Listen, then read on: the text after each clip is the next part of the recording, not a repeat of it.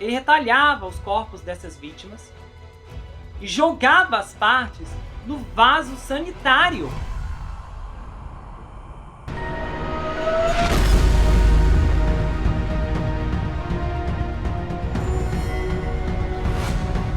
Ei pessoal, bem-vindos a esse canal, eu sou Gustavo Negreiro, seu psicanalista favorito, e hoje estamos em mais um episódio da série Na Mira. E você precisa conhecer os outros episódios dessa série, vai na página inicial e você vai ver a categoria série Na Mira. Os episódios estão bombásticos, exclusivos, e você precisa conferir o caso da mãe que reconheceu a filha, a bebezinha, que foi sequestrada vários anos depois em uma festa de aniversário. Essa história é explosiva e vou deixar o link fixado no primeiro comentário para você assistir, além das outras atrações que tem aqui no canal, minisséries, sagas e muito mais. E nós vamos começar esse caso agora. Em janeiro de 2021, 18 meses após um divórcio conturbado, Matt Blake comprou uma casa. E ele comprou em parte porque podia, sua ex-esposa e ele tiveram sorte na escada da propriedade e eles saíram com dinheiro suficiente para um depósito cada. Mas ele também comprou porque estava desesperado. Com a custódia compartilhada da filha dele, de 2 anos, ele precisava de um lugar onde pudesse ser feliz e também um lugar onde ajudaria a se reerguer. Não era a casa dos seus sonhos. A janela da sacada havia sido substituída por uma caixa de PVC. As paredes estavam tortas, as janelas com correntes de ar e os canos rangiam sempre que ele ligava o aquecimento. Estava congelada no inverno e ele descobriria que tinha um problema de lesma no verão. Em uma estrada em Walthamstow, nordeste de Londres, ladeada por terraços vitorianos com janelas salientes, a casa dele se destacava como um dente quebrado. O divórcio doeu profundamente no Matt. Depois de passar 10 anos com a mesma mulher ao seu lado, sendo que 5 casados, não houve algum tipo de violência emocional ou física, nem infidelidade, mas, segundo ele, o amor apenas acabou. Além disso, não havia nada como uma nova paternidade para expor as rachaduras em um casamento. "Papai", disse a filha dele na hora de dormir, logo após a separação, "quando eu for bebê de novo, você e a mamãe vão viver juntos como viviam quando eu era bebê?" Acontece que explicar para uma menininha que o tempo corre inexoravelmente em uma direção era muito mais fácil do que explicar porque os 2 adultos não podiam mais dividir uma casa. Então, na primeira vez em que ele girou a chave naquele dia cinzento de janeiro, no auge da pandemia, ele ficou exultante. A casa representava um novo futuro para ele e para sua filha. Ele nunca pensou muito sobre o passado. Aí um dia o irmão dele, várias semanas depois, o irmão dele, Nick, disse: "Olha, a primeira coisa que você faz quando se muda para uma casa nova é apagar toda a memória dos proprietários anteriores. E então, nós precisamos começar com aquele carpete. É um carpete nojento e está no quarto da frente." O carpete era de um cinza acastanhado como pele de rato. E o carpete estava bem agarrado ao chão. Mas com o pé de cabra e força bruta, lentamente começou a se submeter. E de repente o Nick parou de puxar e se levantou e disse: "Há algo errado com as tábuas." Quanto mais eles puxavam, mais eles viam uma mancha preta amorfa, mais ou menos do tamanho de uma cama de casal, no centro do quarto. Algumas das tábuas pareciam mastigadas e salpicadas por manchas brancas e cinzas, onde obviamente houve algum tipo de incêndio. A pesquisa do corretor da casa não havia mencionado nada disso. E embora o dano fosse cosmético, não era preciso de um marceneiro para ver que as placas precisavam ser substituídas. E outra coisa, a maioria dos incêndios começam em cozinhas, não quartos. E aquele era obviamente pequeno. E no local exato onde deveria ter uma cama. E era onde a sua cama estava agora. Na manhã seguinte, ele reviveu todas as imagens já tiradas da casa no Google Street View. Uma delas, de agosto de 2008, mostrava a casa exatamente como estava atualmente, exceto pelas chapas de ferro corrugadas onde deveriam estar as janelas. Acima dos caixilhos das janelas havia marcas de fuligem que e se enrolavam na frente da casa como cílios.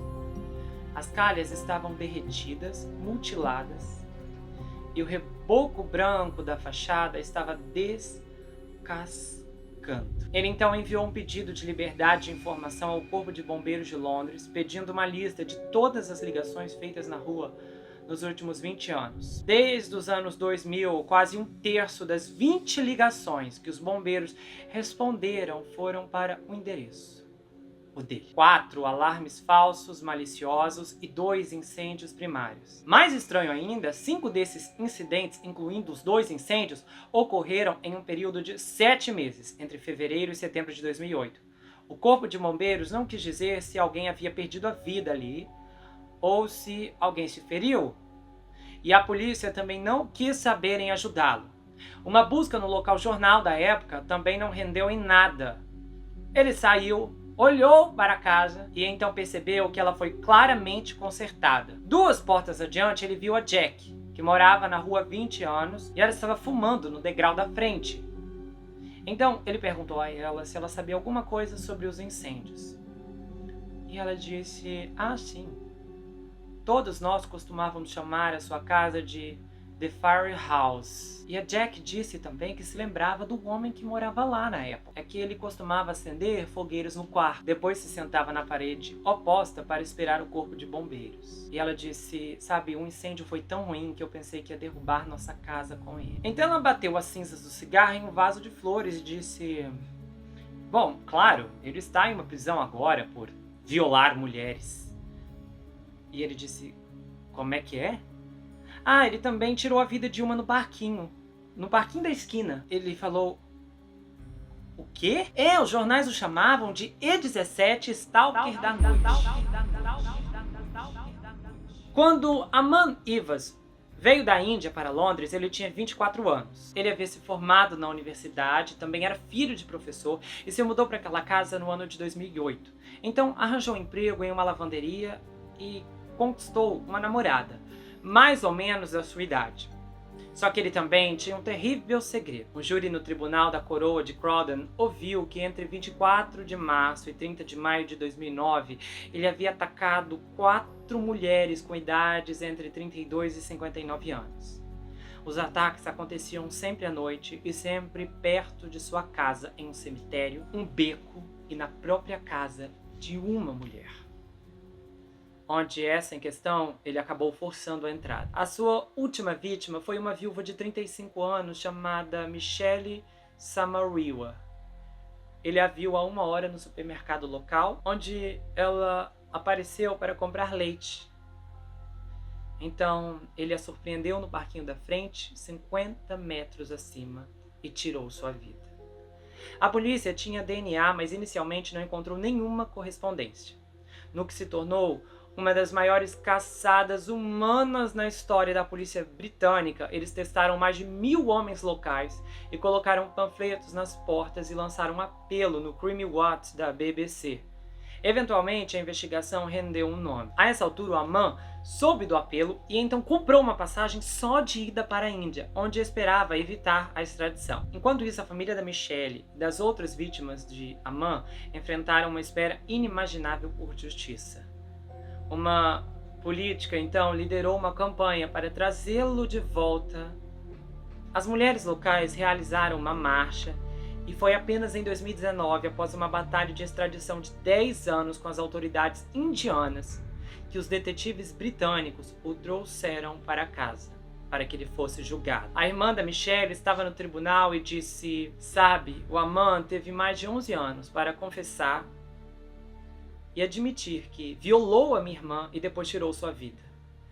E ele precisa admitir todos os outros crimes hediondos cometidos contra outras vítimas inocentes. Em vez disso, ele mentiu e inventou histórias para o seu próprio benefício. E ele nunca vai entender o que fez a minha mãe, irmãs, filhos e entes queridos, além dos amigos, e eu mesma passar. O juiz olhou para ele e disse, olha, Sr. Aman, você não demonstrou compaixão e nem remorso por suas vítimas. Durante todo o seu julgamento, você ficou do mesmo jeito, colocando aqueles que estavam vivos e podiam se lembrar dos fatos através da provação de reviver eventos, enquanto você continuava a protestar sua inocência até o amargo fim, inventando versões cada vez mais fantasiosas dos eventos, enquanto lutava para explicar o peso das evidências contra você. Aman foi condenado então à prisão perpétua com pena mínima de 37 anos antes de ser considerado para a liberdade condicional. Pelo que o Matt sabia, o Aman não havia cometido nenhum de seus crimes dentro da casa e ninguém faleceu ali, pelo menos não em suas mãos, mas era onde ele morava e onde ele voltava para casa para se limpar. O marido da Jack, Mike, diz que o Aman sempre se mantinha reservado. Ele não era rude, mas também não era amigável. E ele disse, olha, eu acho que eu nunca nem o ouvi falar. E ele sempre estava olhando para o chão quando passava. Naquela noite, depois de terminar de ler o relatório do tribunal, Matt se viu olhando para os cantos da sala para verificar se as sombras ainda estavam onde deveriam estar. Por um tempo, ele ficou obscuramente obcecado por sua casa como palco da depravação do Aman. E é claro, de certa forma, a casa estava em volta do horror que ele praticou. Bom, o tempo passou, ele rasgou as tábuas carbonizadas e as substituiu por novas. A sua filha começou na escola primária no final da rua e, no entanto, andando pela casa, o seu desconforto permanecia. Quando ele estava sozinho, ele começava a imaginar o Aman ali e o terceiro degrau rangeu para ele e ele se perguntava, será que esse terceiro degrau rangeu para ele quando ele ia direto para a cama? Será que a chave da porta da frente ficava para ele quando ele entrava? Enquanto a filha do Matt dormia, ele se pegava imaginando o que ele fazia quando voltava para casa depois de cometer esses crimes. O Matt nunca descobriu porque o Aman começou os incêndios. Eles não se encaixavam na linha do tempo dos crimes pelos quais ele foi condenado. E o último ocorreu alguns meses antes do primeiro ataque a uma mulher. Então, ele descobriu que em 2010, a romancista Harriet Evans comprou uma nova casa com seu parceiro na Dunbar Street, no norte de Londres. E eles se mudaram e desempacotaram as suas caixas, mas para Harriet, algo não parecia certo. O lugar estava sempre frio e nenhuma das maçanetas funcionavam e havia uma infestação de ratos que eles não conseguiam consertar. Então ela teve uma vibe e descobriu que era a quinta pessoa a comprar a casa em 10 anos. Harriet pesquisou o endereço no Google e se deparou com uma bomba. Ela disse, sabe, a última coisa que você quer ver é que a sua nova casa é descrita como uma das mais famosas do norte de Londres. Em 1902, uma mulher chamada Annie Walters eliminou 2 bebês em um quarto que ela alugava na propriedade. Essa mulher estava envolvida na criação de bebês, exigindo pagamento de mães solteiras desesperadas em troca de dar uma vida melhor aos seus recém-nascidos indesejados. A Harriet estava tentando ter um bebê na época e a ideia de que esses bebês haviam sido eliminados ali era incrivelmente dolorosa. Então ela ficou assustada com isso, em parte pelo fato de que recentemente havia deixado seu emprego para escrever em tempo integral e estava em um estado de alta ansiedade, depressão, e não foi um bom momento na vida dela de qualquer maneira. Ruben John, diretor de vendas da MM Propriedades no norte de Londres e agente imobiliário, disse, sabe, casas com históricos horríveis podem ser difíceis de vender. Então algumas pessoas realmente se importam e não chegam nem perto disso. E outros fingem que se importam apenas para obter um desconto. Mas a verdade é que uma boa propriedade sempre vende, especialmente em Londres. Ninguém sabe disso melhor do que o John, porque em 2015 ele vendeu a 23D Cranley Gardens em Muswell Hill para uma empresa de gestão de ativos por 285 mil euros. Foi neste apartamento que entre 1982 e 83, Dennis Nilsson eliminou as últimas 3 de suas 15 jovens vítimas do sexo masculino. Ele retalhava os corpos dessas vítimas e jogava as partes no vaso sanitário. Essa, literalmente, foi a casa dos corpos. O John se lembra bem da venda. no momento em que ele entrou, ele teve uma sensação realmente assustadora. E muitas vezes ele se perguntou se isso era porque ele já sabia o que havia acontecido lá ou porque realmente havia uma energia obscura naquele lugar. Ao contrário da casa do Matt, a 23D era um endereço tão famoso que o John decidiu divulgar o passado da propriedade para possíveis compradores. Muitas pessoas tinham a mente aberta até entrarem pela porta da frente. E alguns até diziam, uau, senti uma presença maligna. E essas pessoas saíam direto e se recusavam a voltar. Laura Bamber viveu em uma propriedade notória desde os 13 anos de idade. Na década de 1990, seus pais mudaram ela e suas duas irmãs para uma grande casa georgiana no interior de Kent. E eles logo descobriram que a esposa do proprietário anterior havia se eliminado no porão 2 décadas antes. Os rumores locais eram de que o marido dela era violento e costumava trancá-la. A família até encontrou um vestido lilás dela em um armário no sótão. Enquanto a Laura disse que teve uma infância feliz lá, alguns dos quartos tinham vibrações opressivas. Uma verdadeira sensação de Miss Havisham. E ela disse, sabe, eu não sou supersticiosa, mas os quartos onde os antigos donos passaram a maior parte do tempo sempre tinham um cheiro esquisito. Um cheiro estranho e persistente. Depois que o Matt contou a amigos a história da sua própria casa, mais de um dos mais espiritualizados disse que o lugar tinha uma vibração estranha.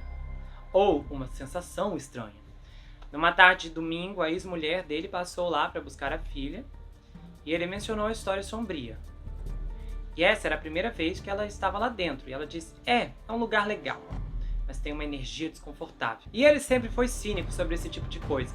Mas quando ela se ofereceu para queimar sálvia dentro da casa para limpar a aura negativa, ele ficou estranhamente comovido. E ele disse, sabe, eu não acredito em fantasmas, mas talvez no fundo eu fosse um pouco supersticioso. Ela franziu a testa e disse, eu realmente acho que os vendedores deveriam ter contado a você sobre isso. Sam Cooke, chefe da prática de litígios comerciais e imobiliários da Knocklands, disse, olha, Matt, ele não tinha obrigação de falar sobre isso. Ele lembrou ao Matt que o ponto de partida para qualquer negociação de propriedade é e sempre foi caveat emptor, latim para cuidado comprador.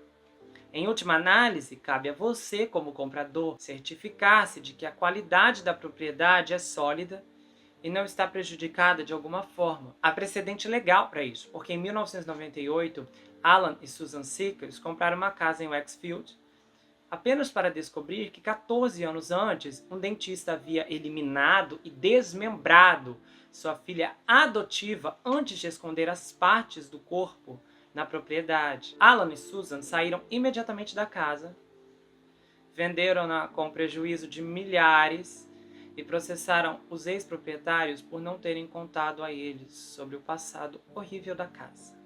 O caso foi para o Tribunal de Apelação, onde um painel de juízes decidiu que os vendedores James e Alison Taylor Rose não haviam sido desonestos quando responderam não a um questionário que perguntava: existe alguma informação que você acha que o comprador pode ter o direito de saber? Pois é, isso é chocante. No geral, a única maneira real de se proteger é fazer a pesquisa você mesmo. Então foi precisamente por essa razão que o Roy Condra, proprietário de imóveis e empresário de software dos Estados Unidos, lançou o DwyddenHouse.com em 2013. Como no Reino Unido, os agentes imobiliários dos Estados Unidos não são legalmente obrigados a informar potenciais compradores de imóveis sobre as atividades criminosas anteriores, porque não são considerados um fato material. Só que isso varia de estado para estado, existem algumas complicações. Então ele desenvolveu um algoritmo para fazer exatamente isso. Se houver um incêndio, ou seja, ou se você tiver trabalhos de construção ou reparos, você deve divulgar isso por lei. Mas ele pensou, tá, então por que não um falecimento ou algo violento?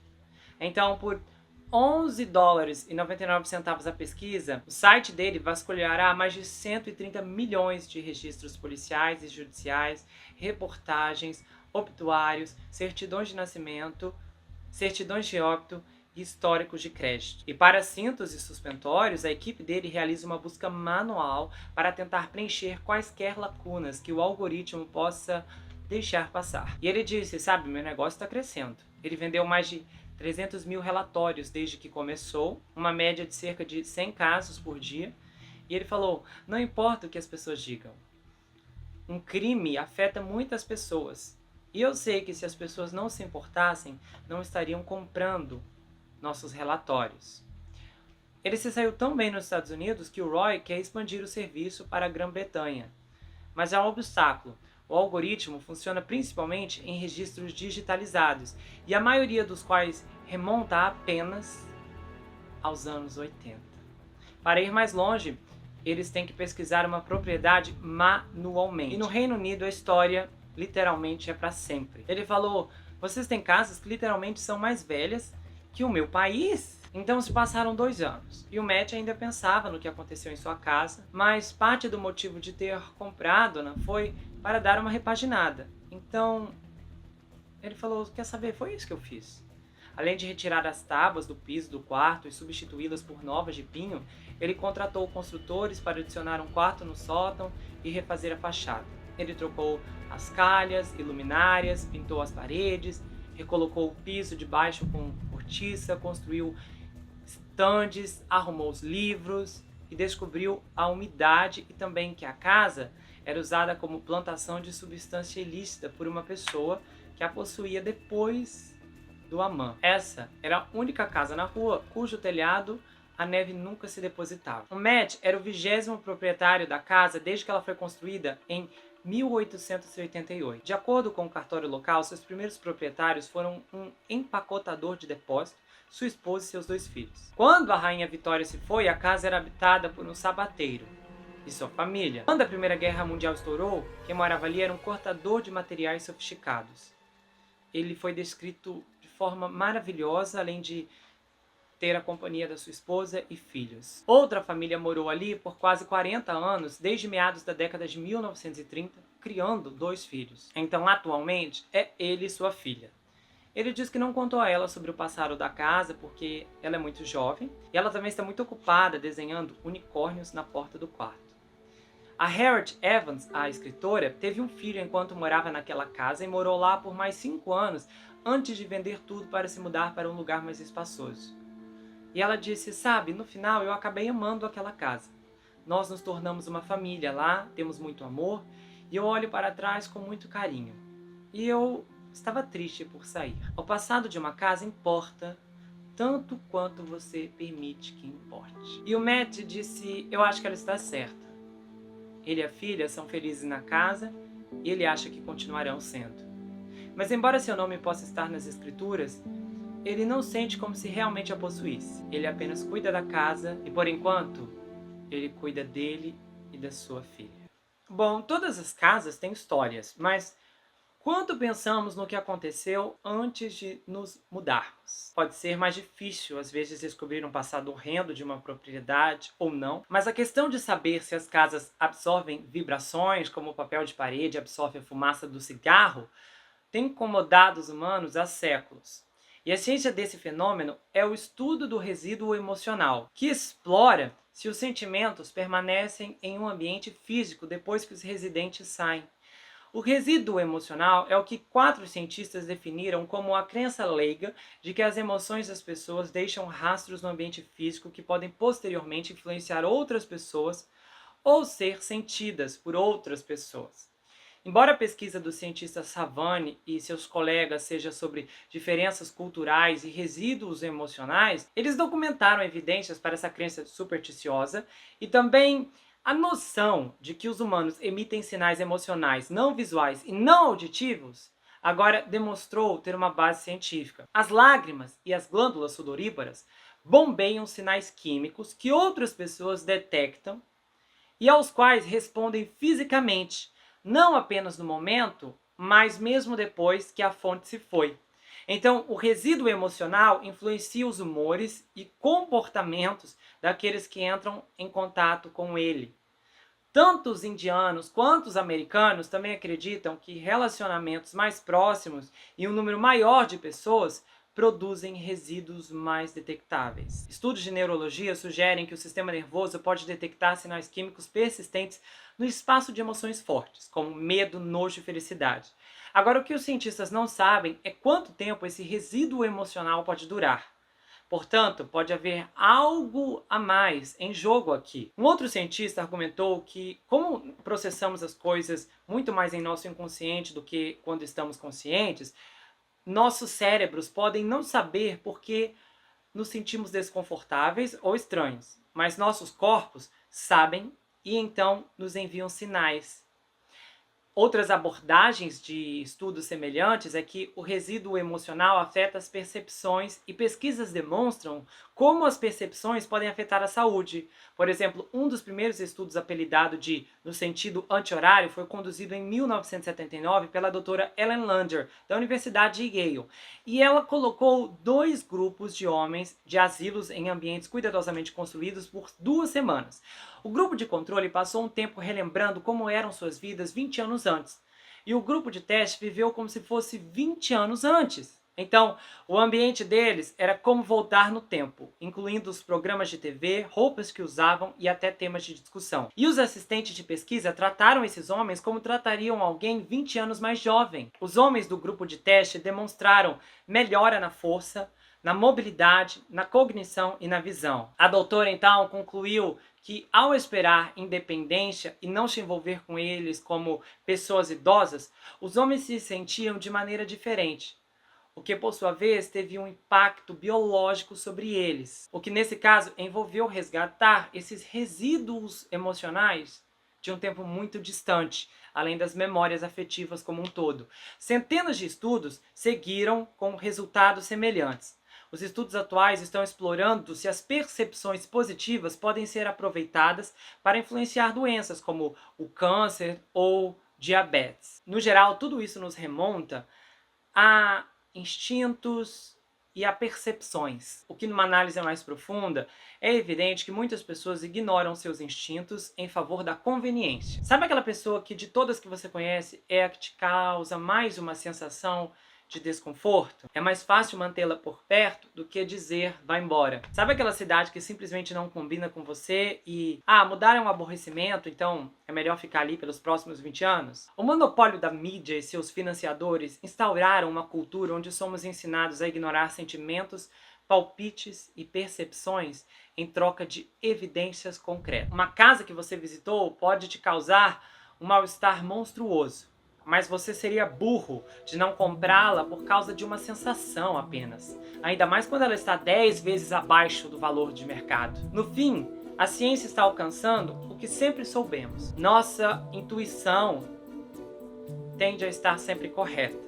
E a intuição não é sentimentos, emoções ou desejos. A intuição pode ser resultado de uma leitura mais adequada, produzida pelo seu inconsciente, sobre algo que você está vendo ou algo que está acontecendo. E para as pessoas que sempre seguiram sua intuição, nenhuma quantidade de evidência concreta é necessária. Para aqueles que ainda estão aprendendo, espero que um dia encontrem o suficiente. Porque uma casa pode ter muitas vidas e pode ter pertencido a muitas pessoas, mas é apenas uma casa de um indivíduo por vez.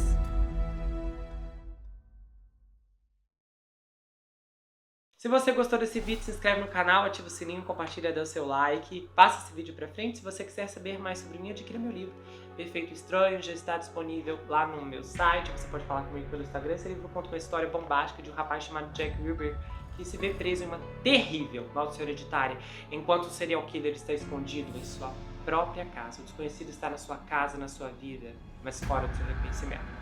O livro vai autografado se você quiser, tem pôster exclusivo e também uma série de marcadores incríveis que, um ao lado do outro, formam um mapa da cidade de Manhattan. E, olha, o plot twist já começa aqui na capa, vê se você encontra.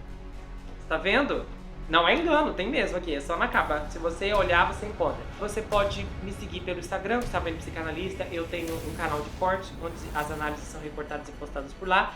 E eu também tenho um grupo no Telegram onde eu envio áudios exclusivos, bastidores, muita coisa bombástica que você só vai ouvir por lá, ok? A gente se vê no próximo caso. Não se esqueça que aqui você sempre vai ter um amigo. Até mais, pessoal!